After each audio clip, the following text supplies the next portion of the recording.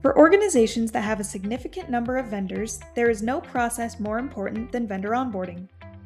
Vendor onboarding is crucial because it creates the foundation for your vendor relationship.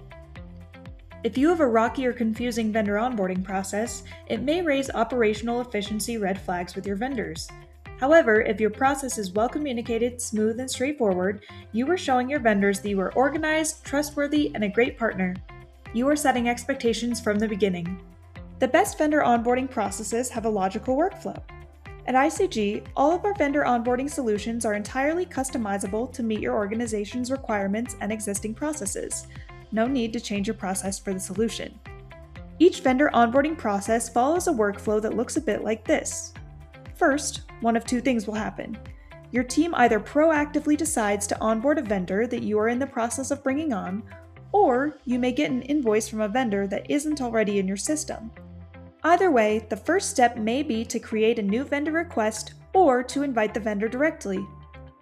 All of the information within the request form is configurable based on the information needed to get the request approved, seed the packet with the appropriate sections, and finally, to invite the vendor to your portal.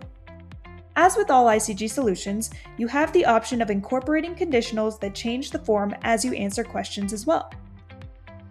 After a request is submitted, it is routed to a member of your team who can look it over and approve the new vendor request. Once the request is approved internally, an email is sent to the vendor prompting them to create a login to your portal. All they need to do is finish filling in the information and they can log in. On the home page, the vendor will find the vendor onboarding tasks. This includes the packet that the new vendor needs to complete. Once the vendor clicks on the packet, there are several sections to fill out. These sections, as well as the questions inside, are entirely driven by your vendor onboarding process requirements. Within the sections, conditional questions, areas for uploading documents such as COIs, and also validations of vendor information such as TIN check and address or banking validations are available. Once the vendor completes the packet, it's automatically sent back to your organization for review. Your review workflow is based entirely on your vendor onboarding process and objectives, but can also be dependent on data or sections included in your packet. A common workflow includes certain parts of the packet being approved by operations, risk, legal, and finance. After a member of each required area performs their review, the packet can be officially approved. Once approved, official agreement documents are signed by both the vendor and buyer, either with your contract management system or through DocuSign.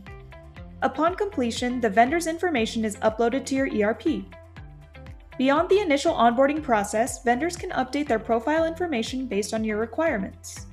Typically, organizations allow address changes, insurance updates for expired COIs, and banking information changes. But again, this is all dependent on your needs.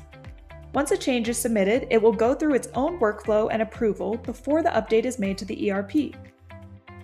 While specific organizational requirements may vary, this represents a standard and effective configuration of ICG's comprehensive vendor onboarding process.